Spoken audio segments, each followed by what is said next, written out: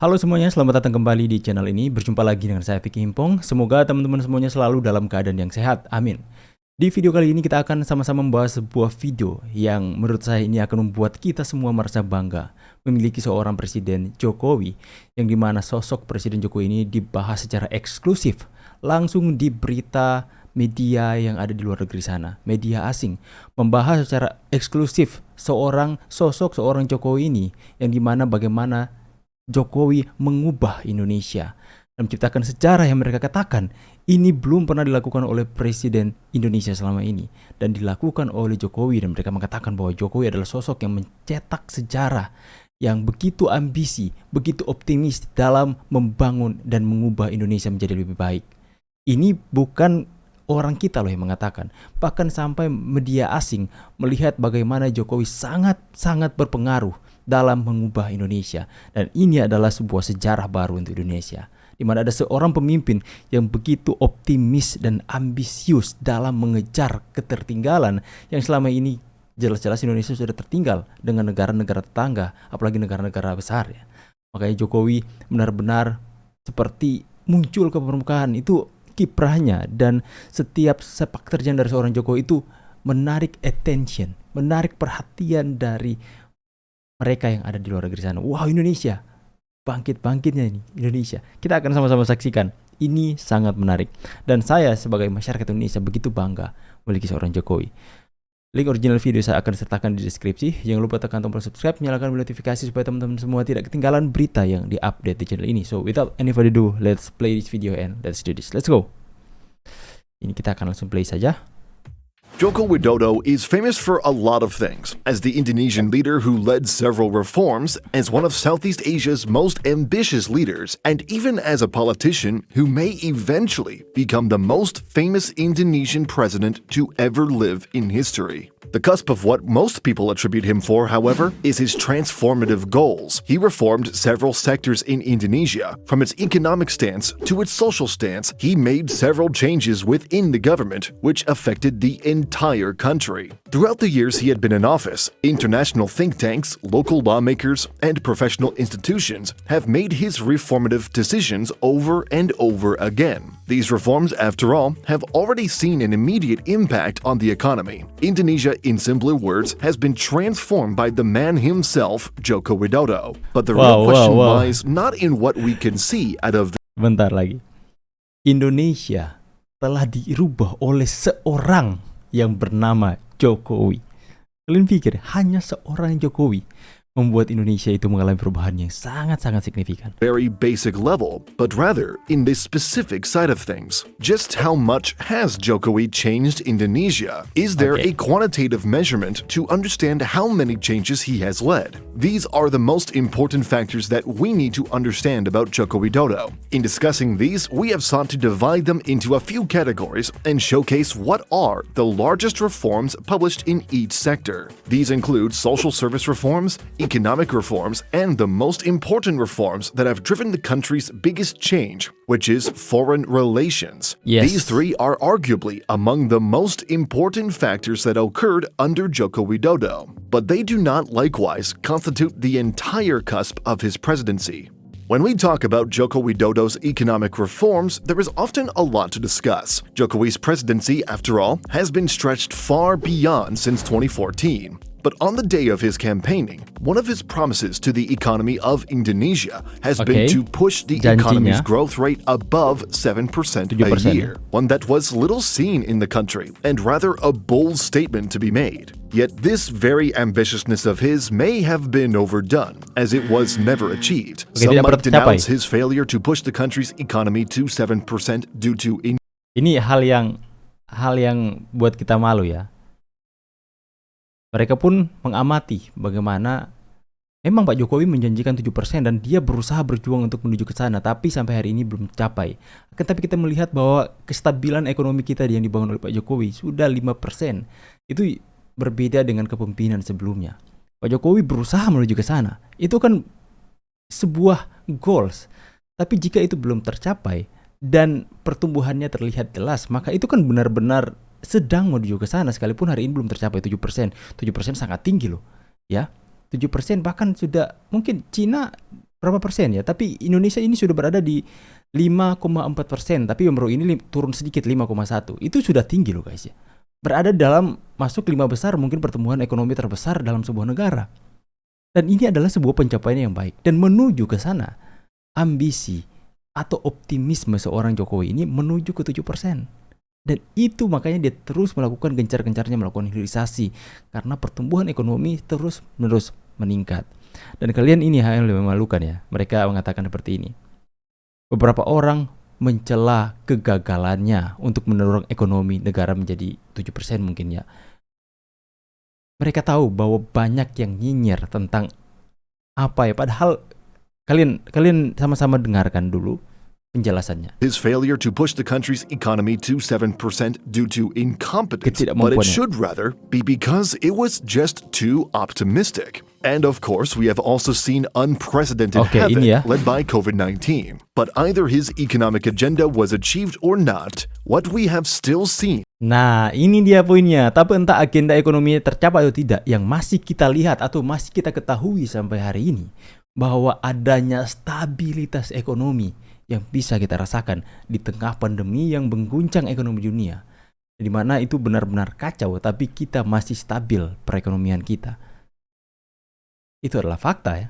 Is stability across the Indonesian archipelago. His team maintained the economic growth felt in the past administrations. This has then led to the Indonesian economy to continue growing modestly. But in understanding more about specific policies, we can first go to an important paper published by the Center of Administrative Studies in May 2020, titled Business and Bureaucracy. This report stated that there was a period of reform of good governance during the previous administration and continued until the Jokowi era.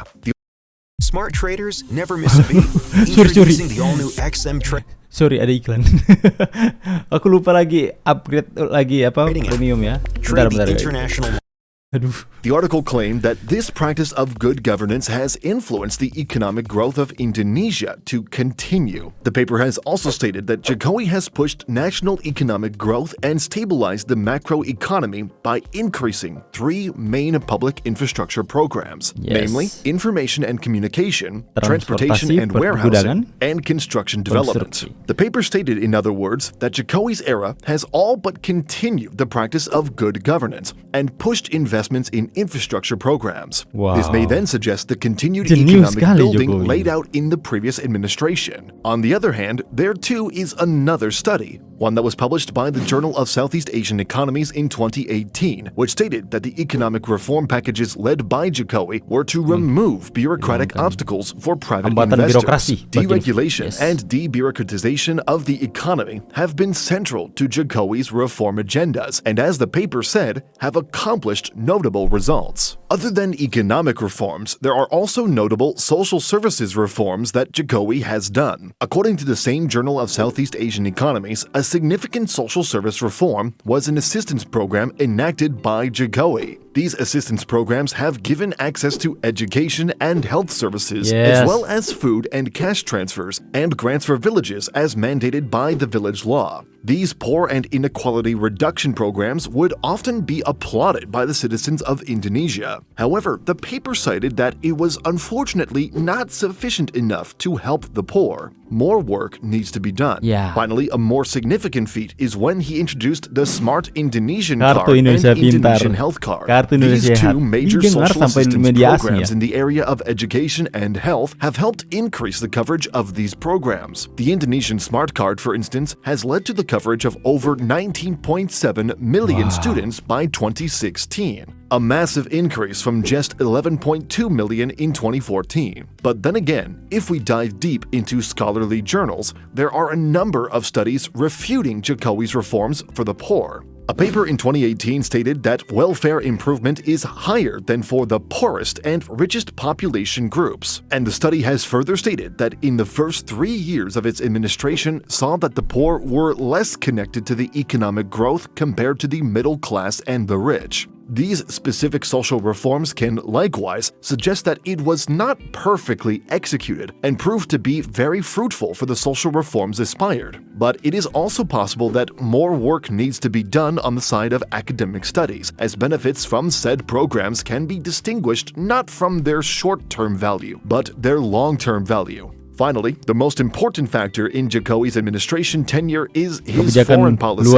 Why? Because it was under his administration that led the entrance of more Chinese involvement, whether it be politically or economically. We will get back to that a bit later. For now, what we can discuss is what a certain journal cites as the pro-people foreign policy, which, according to a Central European Journal of International and Security Studies, states, quote, Jokowidodo wants his government's foreign policy to benefit the people and put forward in the field of diplomacy by paying attention to the needs of the people overseas.